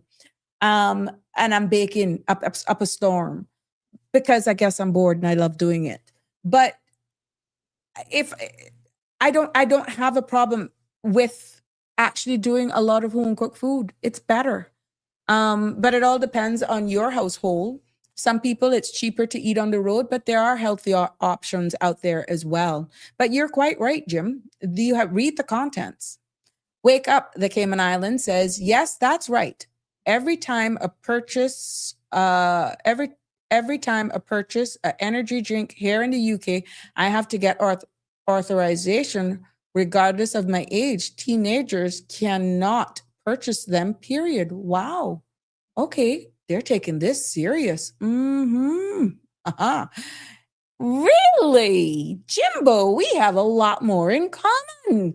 Burger King is one of my favorite fast foods, but it's one of the worst fast foods. Well, we can't be speaking from both sides of our mouth now. It's all in moderation, okay? And they're grilled, they're broiled, okay? But yeah, that's where you'll find me. Yep, it is what it is. Also, changing subjects a little bit from that. Thank you for the governor, Her Excellency's office of the governor, for actually delivering that. Finally, yes. And I hope that our people will be assured of that. And I'm quite sure Sandra will cover that tomorrow. And we will give her version of it as well right here. Are you all aware? Now, I'll give you the context that there has been some new U.S. visa application rules that are now in effect as well. So all of you Caymanians who apply for U.S. visas we have a community here that is diverse. We have so much other nationalities right here in the Cayman Islands that if you're not a BOTC and you still have your home country's passport that you're here on, traveling back and forth from the United States, you require a U.S. visa. This change could impact you. Now, I'm going to keep you up to date with this and share with each and every one of you that there is a visa application rules that require applicants to apply only at the United States Embassy or consulate in their country of residence or nationality. The new U.S. visa application rules now require applicants to apply only at the U.S. Embassy or consulate in their country of residence. We all know that we don't have a consulate, U.S. consulate here for any other nationality outside of U.S. citizens, right? Or nationality. Now, what this means is that individuals, for example, from Jamaica, Barbados, Mexico, and similar countries can no longer travel to other U.S. consulate to submit their visa applications or attend interviews. Okay? Remember, sometimes we could go to Bahamas. I could tell you the Cayman context now. So the key changes in this process, and I'll give you the old to the new rule, is that the old system that was in place, applicants could sometimes apply at U.S. consulate outside their home country. Example, a Jamaican national could go to Bahamas or somewhere else to file their U.S. visa application. They could even go to Barbados, maybe, or Mexico for appointments that were a bit faster because it's all about time, right? But with the new rule, applicants must now schedule their visa interview only at the U.S. Embassy or consulate in their country of residence or nationality. So if you're Jamaican, you can only do your applications in Jamaica. You no longer have the privilege of going to Barbados or Nassau or anywhere else. If you're from Barbados, you can't do your application in Jamaica. You have to go back to Barbados to do your application, okay? Because the Cayman Islands does not have an embassy and our consulate services here, unless it's subject to change, But as it currently stands, the U.S. consulate office that is located in the Cayman Islands is only for U.S. citizens, okay, who are residing here, or for you to register births of American children that are born here and to provide services for any U.S. nationals that are here needing emergency services to leave or a cruise ship, whatever. They are not the ones to process U.S. visas. The consulate services that are offered here in the Cayman Islands is not for that. So that being said, you then have to go to Jamaica. Okay. Now, the reason behind this is that this change is that it's tied to the proclamation as declared, as you can double check this, the presidential proclamation 10998 that took effective on January 1st of this year, January 1st, 2026, which restricts and limits entry of foreign nationals to protect U.S. security, is what this proclamation declares. And there are going to be some very practical implications, because what will happen now is where you would be able to go here, there, and everywhere that is not as busy, you no longer have that. So what could actually happen is that you could have longer wait times. You could have extended travel cost reduced for some. For some, it could be reduced. But what's going to happen where waiting times are concerned is that applicants may face longer appointment backlogs since they can't shop around anymore for faster consulates or these embassy services. And for example, there's no need to travel abroad for visa interviews, but it also removes the operation of bypassing delays. So because of the Cayman Islands, how we set up, for those persons, let's say you are a resident here, but you still are a Jamaican national, which you would then go back home. But let's say you're from Barbados and you want then to apply for your US visa. It doesn't necessarily mean that you would have to go to Barbados. It could actually, with exceptions, you could possibly still do it in Jamaica. But what is now being said is that if that is the case, your safest bet when you have, for example, Barbados, when you have to renew your US visa, you would then have to fly back to your country of nationality, in this case for Barbados, to renew your US visa application. If you're only having a Barbados. And I only use those two as an example, okay? So countries with high demands, which we know, like Jamaica and Mexico, will definitely now see significant delays, because this proclamation has definitely now limited people's options. So if your home consulate is backlogged, you cannot legally apply elsewhere, like the example I gave now for Barbados. Because the reason why is because the Cayman Islands do not have a consulate services that process visa applications.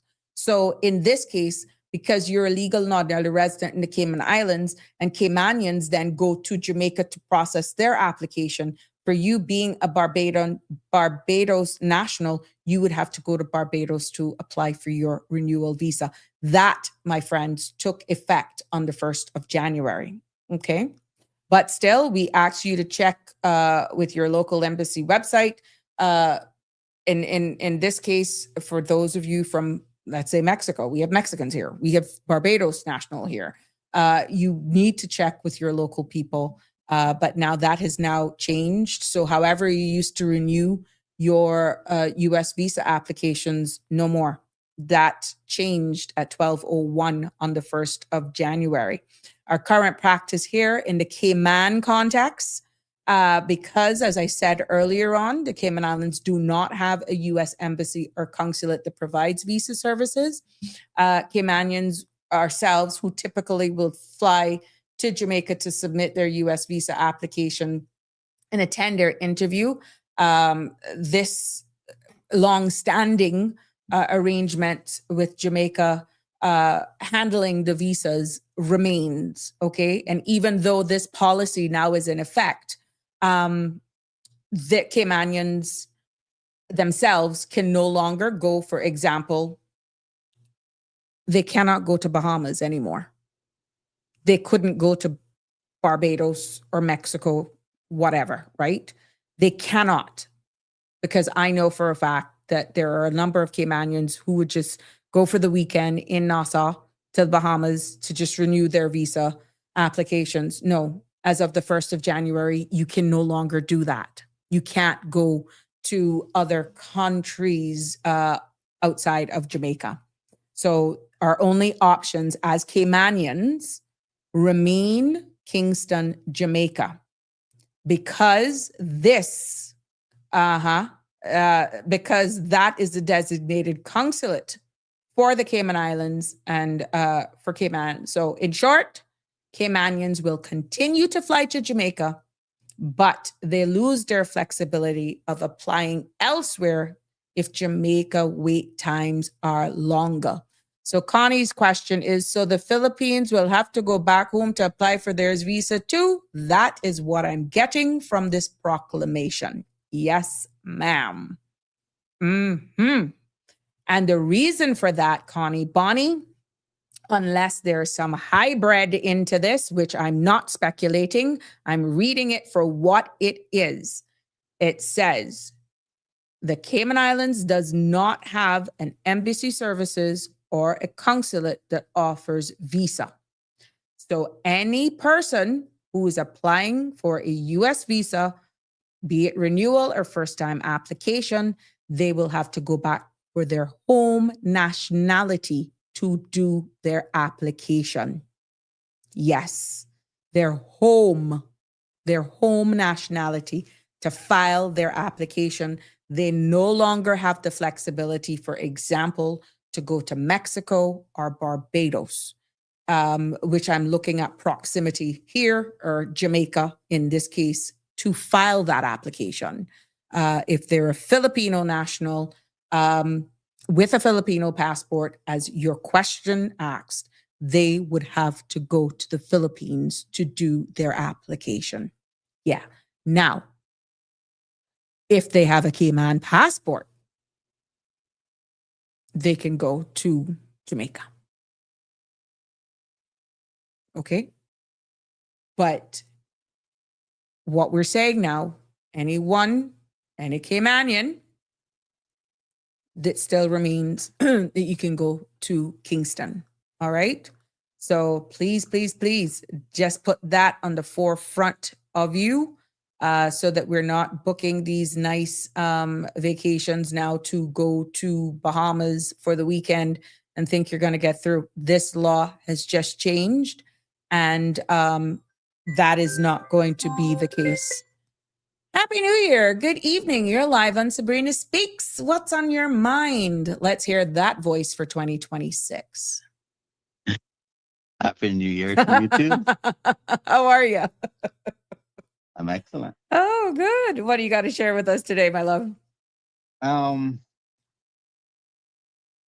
I don't understand the rationale as to why you would have to go to your own home country to apply for a visa. They said to handle the deal with security. That's exactly what's under that proclamation.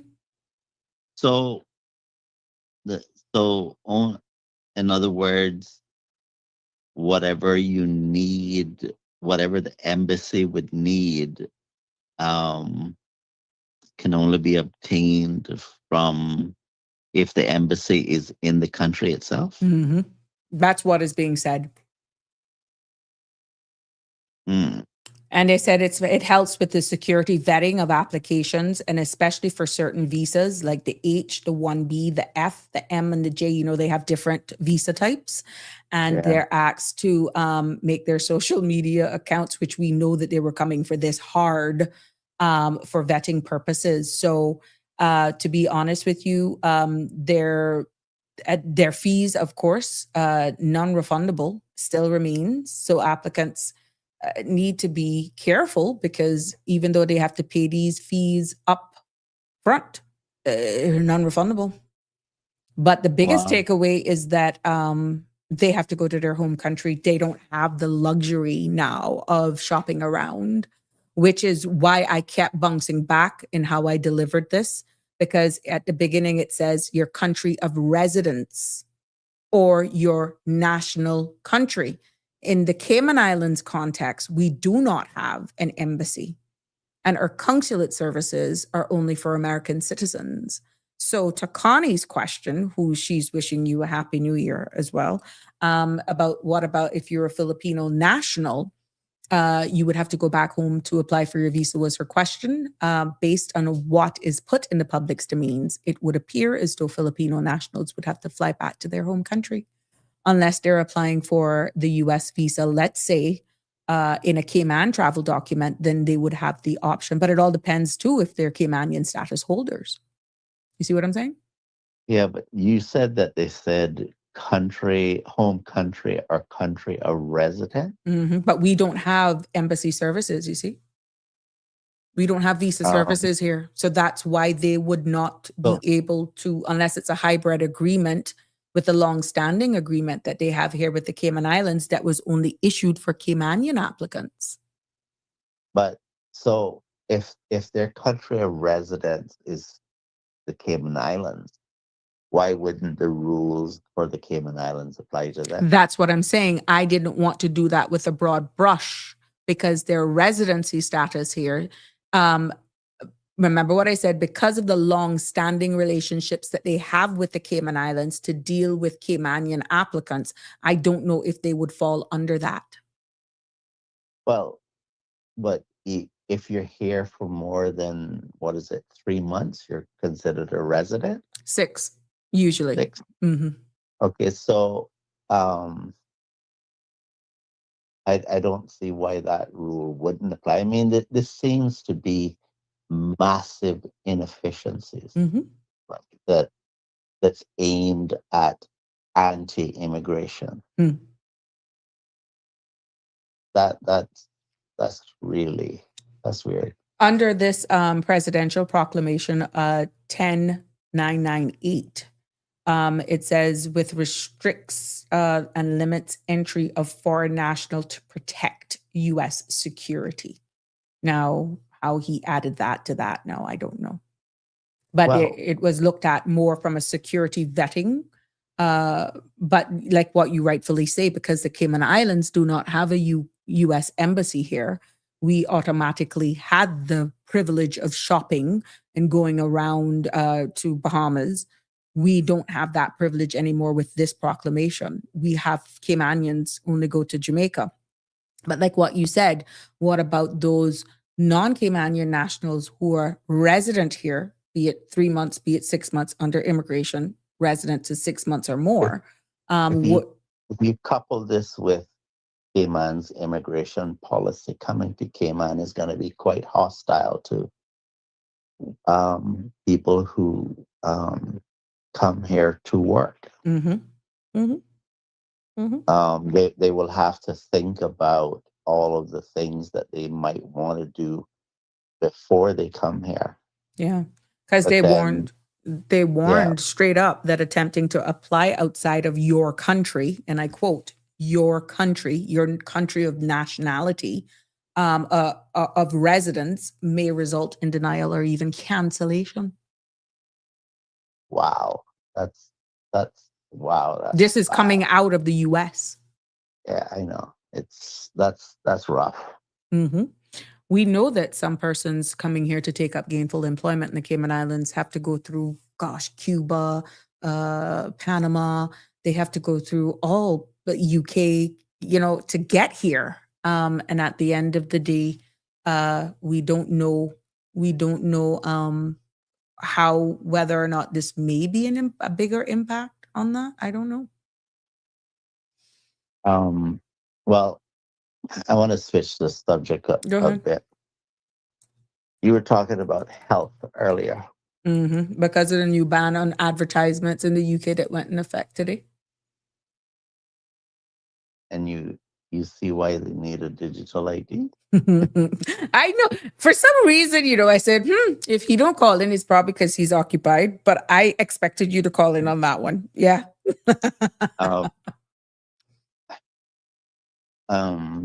about the cholesterol. Can you give me 1 sec, Danny? Just let me answer this question. Somebody had asked me to read the 10998. And it says the presidential proclamation 10998 issued on December 16 of 2025 is a travel restriction order that limits the entry of certain foreign nationals into the United States. It's framed as national security measure, reinstating earlier policies that had restricted entry based on perceived threats. So what this is proposed, as I said there, that was pretty much in a consolidated way. It came into effect. This applies to specific categories of foreign nationals considered potential threats. And for continuity, it builds on easier executive actions and proclamations that had already restricted entry during prior administrations. So that's pretty much where the visa status is concerned. Foreign nationals who already hold valid visa issued before the 1st of January 2026 are not affected. Their visas remain valid. So yeah, that's what that says. So pretty much in short, the proclamation 10998 is now a travel ban effective in 2026, limiting entry of certain foreign nationals under the banner of national security while leaving existing visas intact. That's what that is in a nutshell. So I hope I answered that person. Go ahead. You were talking about cholesterol. Mm-hmm. Would you happen to know what the chemical formula for good cholesterol is and bad cholesterol? Not off the top. Well, maybe you could. I could write down that and double check it for good cholesterol. Yeah. The chemical balance. No, the chemical formula. Okay. For good cholesterol. Yeah. And for bad cholesterol. Mm-hmm. Now, this is a trick question. Just warning you. Okay. This issue though about diabetes Mm-hmm. is a very serious issue for us. But when I think about what is served in the hospitals, it's obvious to me that they're not taking diabetes seriously, because the food that they serve people isn't conducive to good health. Sad to say. Well, I know normally what they do is based on why you get a regular diet, you get a low sodium diet, you get a diabetic diet based on what you present with. And this is going back from my days of being a nurse on the ward. And unless the doctors have specific orders for you, but I get where you're going with this, because then the kitchen would prepare your meals based on any restrictions as you are an inpatient. But if there are no restrictions while you are an inpatient and you get a regular diet, those apple turnovers are to die for. Well, I know I would get you on it. You used the right word, to die for. No pun intended, but yeah, I get where you're going with that. But yeah, it could improve. Maybe they have improved. I don't know. There's really no essential carbohydrate requirements. There is amino acid and fatty acid requirements for nutrition. But the carbohydrates is just stuff they make up.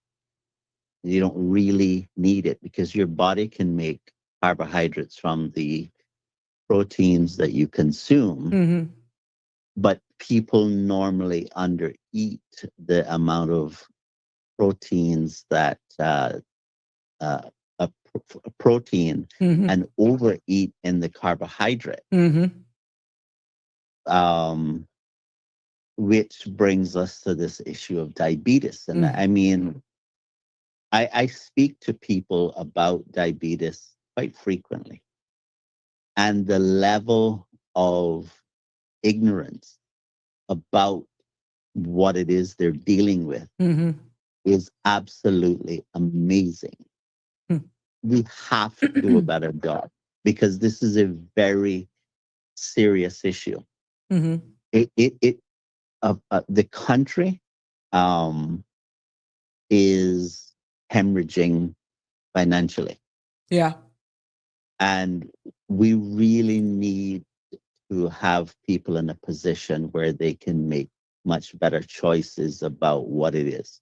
Because I literally take the time sometime to painstakingly go through step by step what is the issue with diabetes.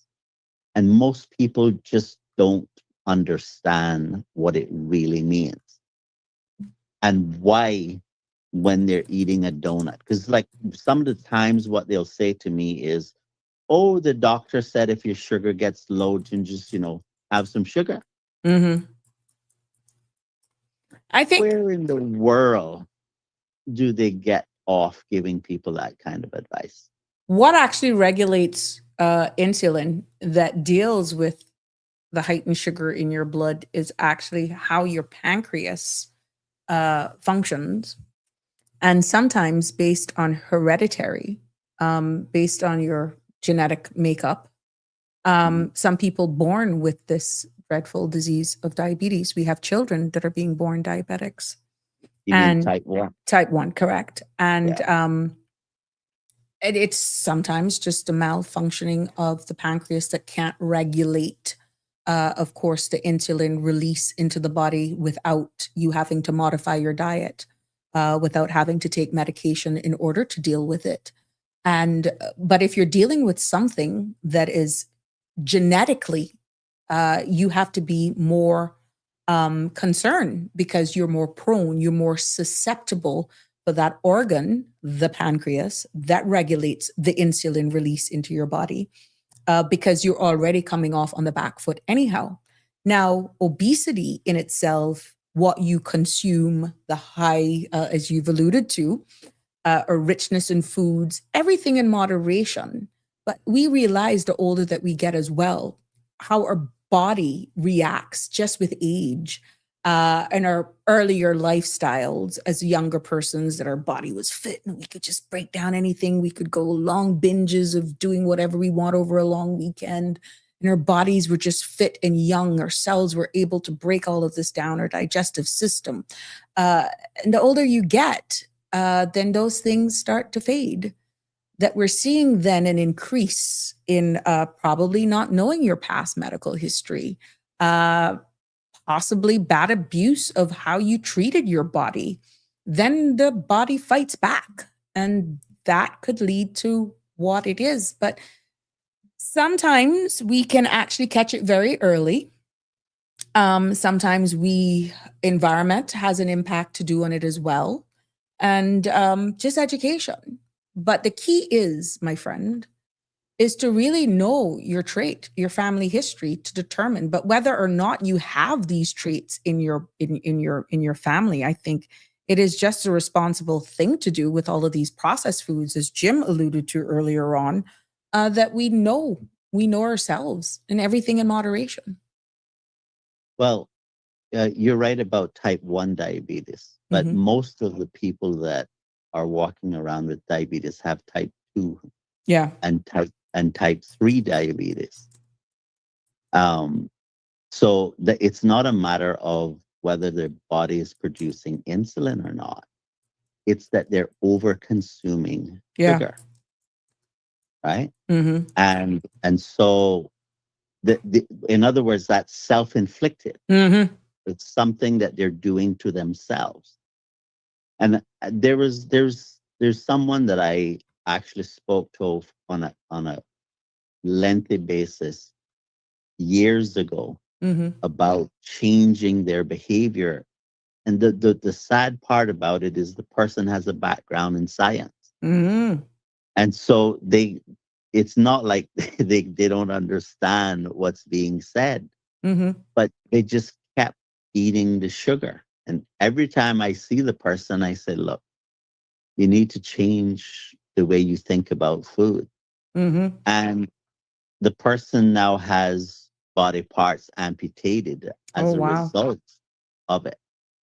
And he's still consuming sugar like it's going out of style.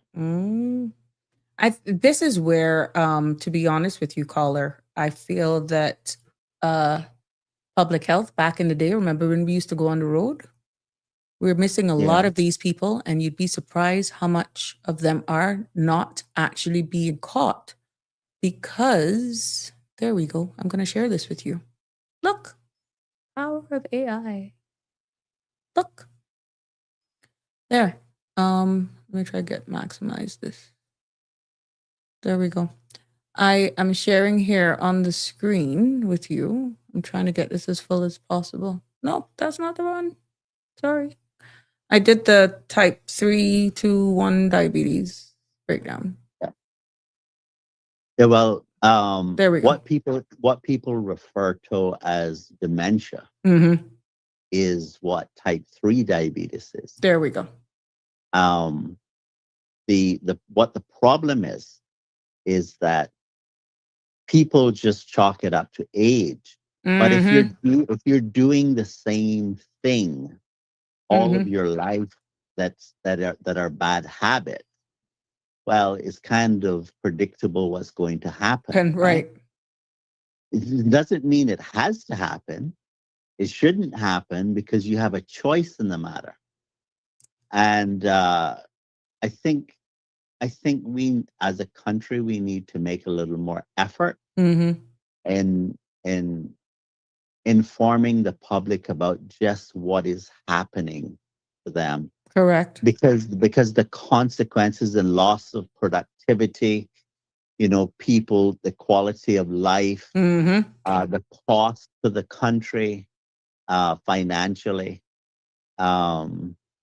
it's a lot. And I don't know if you're seeing the screen, but you mentioned about Alzheimer's. You're seeing it? Yeah, I am seeing it. Yes. But people don't think of it as type 3 diabetes. They just think, well, that's age, but it's not. It's not really age. It's an accumulation of your behavior over your lifetime that results in a certain outcome. Yep. And so we need to get the point across to our youth that they need to be aware that eating a certain way will have certain consequences later in life. Correct. Because we're seeing, you see the type 1, as you've alluded to, the cause of the type 1 diabetes is autoimmune destruction of insulin production cells in the pancreas, which is what I was alluding to earlier on. And that's usually childhood or in the teens, adolescence. And the treatment for that requires lifelong insulin injections, right? And then you got the type 2 diabetes that is caused on the type 1. Right. The Chinese are actually working on a cure for type 1. Oh, really? Oh, yeah. Okay. I don't think they have. I think they have to an extent proved their hypothesis, but I'm not sure if they've finalized it. Okay. And then you see the type 2, the cause of that is insulin resistant plus reduced insulin production, which, and that's onset is more common in adults, but rising now they're seen in youth. And these key features are often linked to obesity, inactivity, and genetics. And the treatment for that, of course, is lifestyle changes, oral medication, and sometimes even insulin. And then it goes right down to what you were saying, type 3. Term sometimes used for Alzheimer's disease due to insulin resistance in the brain. I wonder if anybody even realized that. It's not as widely known. They most people refer to it as dementia. But if you understand the mechanisms that are causing the problem, then it equips you better to be able to address it. Right. And so it's not that it's outside of our reach, but it requires that you take drastic action at that point in your life in order to address the matter. It is better to avoid it than to try to have to fix it. OMG, I did not realize it's 7:00. And I'm not sure if I'm cutting into somebody else's time. All right. Take care. Anyhow, thank you. Always All a right, pleasure to have you calling us. And I hope that you enjoyed today's show. Thank you, Denny. You getting all of these good reviews here. People are happy to hear your voice, the real Michelle. But it has come to an end of today's episode of our first show for 2026. It just gives you a snippet of what we are going to be getting into for the rest of this year. And yes, we are going to go into civic power and accountability. Yes, that's what we're all about. I want to thank you all for staying with me, for sticking with me. Please don't forget to like, share, and subscribe so you don't miss an episode. Until tomorrow, have a safe and fabulous Monday evening. Usual. I love you lots. Until tomorrow, God bless. Take care and have a good evening. That's a wrap for today's edition of Sabrina Speaks. Thank you for tuning in and for being part of the conversation. Remember, the dialogue doesn't stop here. Stay engaged, stay informed, and most importantly, stay empowered. We'll be back tomorrow at 5 p.m., same time, same place, right here on CMR TV and radio, where your voice matters and your truth is heard. Until then, Cayman, take care of yourself and each other. That's it for today's edition of Sabrina Speaks, where your voice matters, your story counts, and your truth is always welcome. Join us weekdays from 5 until 6:30 p.m. right here on CMR TV as we dive into the topics that matter most to you. Catch the show live or on demand at cmrtv.com. And don't forget to follow us on Facebook, YouTube, and Instagram so you never miss a moment. Until next time, stay informed, stay engaged, and always speak your truth.